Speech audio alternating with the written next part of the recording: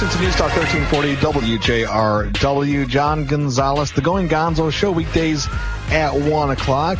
Still up here in Mackinac Island. What a beautiful day it is. Probably about, I don't know, what's the temperature, Judy? About 75 degrees, 74 degrees, somewhere in there. It's a beautiful day today. Not a lot of breeze, a little humid. Crowd downtown, a lot of people downtown today, shopping and getting around and checking things out. We are not downtown. We're actually out the other side of the island at a golf course. It's just gorgeous, Wawashkamo Golf Club. And Chuck Olson is with us. He is the golf pro out here. And Chuck, a lot of people just don't get out there. We're out here very often. We were talking about that, and we were talking some of the history of this golf course. What does Wawashkamo, the name itself, mean? Well, legend has it that there was an Indian chief that lived across the street here around the turn of the century. He saw some of the golf courses or the golfers playing golf, and to him it looked like they were walking a very crooked trail. And in Chippewa, Wawashkamo basically meant to walk a crooked trail. So Chief Eagle Eye came up with the name, is what I understand. Now, whether that's legend or not, I don't know, but that's what they tell me, and we're going to go with that. Hey, I love stories like that because you really don't know. It sounds great, but you really don't know. But I tell you, there are a few things that we do know about this spot on the island and its historical significance for Michigan. And of course, we're talking about the War of 1812. Can you give us some of the history of this course? This piece of land that we're located right now has a lot of historical significance for Michigan. Yeah, as early as I think late 1700s, early 1800s, they cleared this. I think at one point this is basically where they got some of the wooden stuff for the fort and for things like that. And then it became a farm. And then in 1812, when the war started, the British came up British Landing Road, and they seized the fort. And in 1812, and then in 1814, the Americans came back and tried to take the fort back, and they came basically the same route up British Landing Road, and unfortunately, the British knew they were coming this time, and the British and Canadians and the Native Americans were waiting for the Americans, and they basically ambushed them down by our 6th green, and Colonel Holmes and his troops basically didn't make it past about the 6th green, and at that point they decided that wasn't going to work. They went back, got in their boats, and they had to wait till the War of 1812 was over. I think it was 1816 or 1817 they got the fort back. So in the early days, this was definitely the battle site, the battlefield.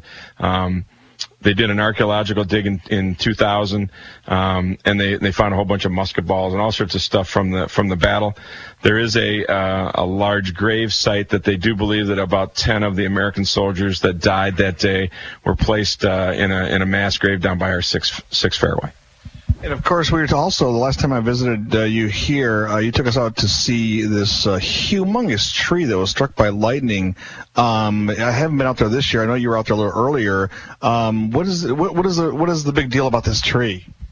Well, there was a very large tree that was on that side of that hill where Colonel Holmes and everybody got killed down there, and it was there during the battle. So when we had it checked out by Michigan State, it said that when it fell down last July in a storm, that they counted the rings, and it was about 215 years old. So it would have been there as a young tree when the battle happened. So we're going to kind of commemorate that, and we have some things planned for some of the wood and stuff that came down from the tree. There's a big stump still there, and we're going to do a little plaque and a little thing down there on the golf course too, so that it kind of commemorates the fact that Battle Day tree was there for so long, and it was there during the battle.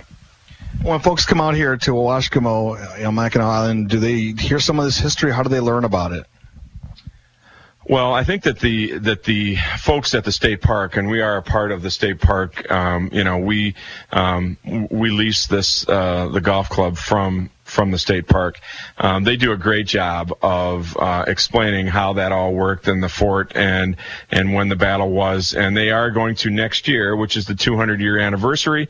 We are going to have some ceremonies out here, and I know at the fort, for that 200-year anniversary. So I think if they wanted to learn more about it, I think they could really go through the state park. They could do that, and those folks could give them the full picture as to what happened.